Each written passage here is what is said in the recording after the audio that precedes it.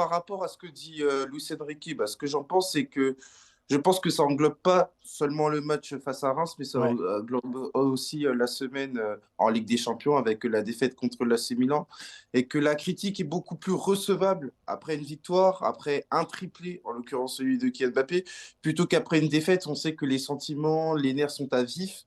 Et donc, il peut y avoir des paroles qui peuvent porter à conséquence. Et ouais, à partir du moment où tu as gagné 3-0, à partir du moment où tu as eu la prise de pouvoir en Ligue 1, ce qui est une première cette saison, tout à fait. c'est un message qui sera beaucoup plus audible et c'est aussi une manière de garder Kylian Mbappé sous pression parce que, en fait, il y a, je ne sais pas s'ils se sont concertés, mais il y a une cohérence par rapport à ce qu'avait dit Kylian Mbappé au micro de Prime Video en parlant de l'importance de marquer et de bien jouer. Ouais. L'un n'empêche pas l'autre. Et donc, oui, c'est pour ça que pour moi, c'est totalement en adéquation avec Luis Enrique que l'on connaît depuis l'époque du FC Barcelone, où il avait ce même discours, aussi bien aussi en sélection espagnole.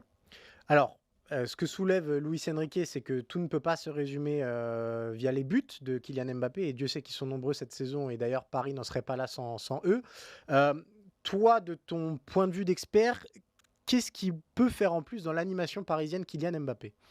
Alors déjà, avant de commencer, il faut préciser que le but, pour moi, est le meilleur entraîneur au monde. Ouais, Et donc, Kylian Mbappé l'incarne totalement. Et donc, c'est vrai que sur la feuille de route du PSG, qui est en train de se reconstruire avec Luis Enrique, c'est vraiment très important.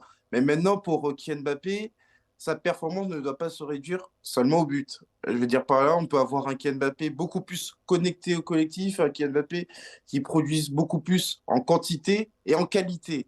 Un Kylian Mbappé qui soit beaucoup plus intéressant sans ballon, parce que je pense que c'est l'une OK. de ses marges C'est de encore, progression. un axe de progression pour lui selon toi? Exactement. Parce qu'on a vu que avec le rapport de force imposé par le Stade de Reims, il y avait peut-être aussi besoin d'avoir des courses. Si tu veux, Cyril, ça m'a fait penser à un épisode qu'on avait eu lors de la Coupe du Monde 2018, où Didier Deschamps avait pris à partie, entre guillemets, Oui. Kylian Mbappé, notamment sur cette importance de faire plus de courses.